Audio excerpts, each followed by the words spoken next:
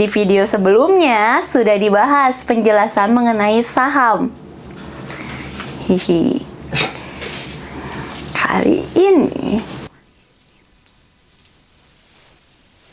blue chip stock. Pendapatan yang stabil. Kok balik lagi? Loncat ke atas.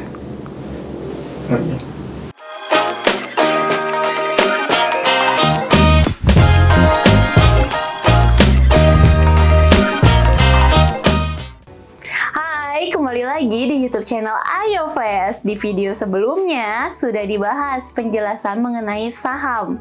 Kali ini bersama saya Elsa, kita akan bahas jenis-jenis saham dari segi kinerja perdagangan. Tapi sebelum itu, subscribe dulu yuk YouTube channel iOFest dan juga klik tombol loncengnya. Dan jangan lupa tonton videonya sampai habis agar kamu nggak ketinggalan informasi penting pada topik kali ini. Jenis saham yang pertama yaitu blue chip stock. Jenis saham ini banyak diburu investor karena berasal dari perusahaan yang memiliki reputasi tinggi, merupakan leader di industri sejenis, memiliki pendapatan yang stabil, dan konsisten dalam membayar dividen. Yang kedua, income stocks. Jenis saham emiten ini juga mempunyai keunggulan dalam hal kemampuan membayar dividen lebih tinggi dari rata-rata dividen yang dibayarkan pada tahun sebelumnya. Emiten seperti ini biasanya mampu menciptakan pendapatan yang lebih tinggi dan secara teratur membagikan dividen tunai menjadi daya tarik tersendiri bagi investor.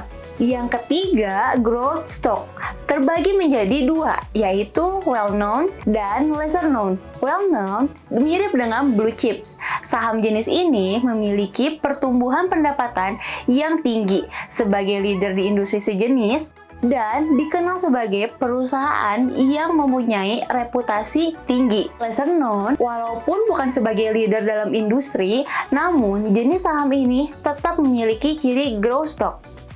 Biasanya merupakan saham dari perusahaan daerah dan kurang populer di kalangan emiten. Yang keempat, speculative stocks.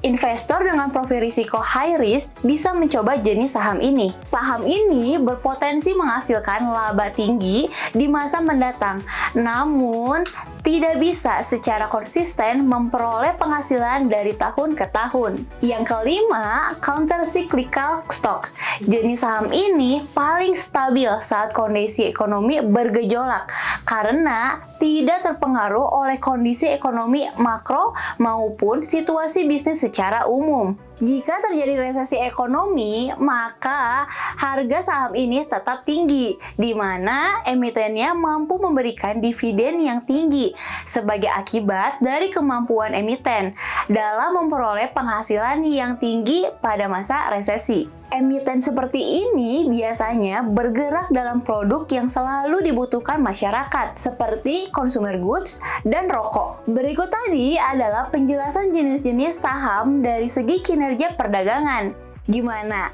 Sudah paham? Jenis-jenis saham di atas bisa jadi referensi untuk mencari jenis saham yang sesuai dengan profil kemampuan dan risiko kamu. Untuk mengelola keuntungan dan risiko, dianjurkan bagi kamu untuk tidak fokus pada satu sektor industri saja, tetapi melakukan diversifikasi aset ke dalam beberapa sektor. Kalau kamu masih kepo tentang keuangan dan investasi, di part selanjutnya akan dibahas topik keuangan dan investasi lainnya. Jadi, stay tune terus ya. See you in the next video. iOFest, ayo investasi. Bye-bye.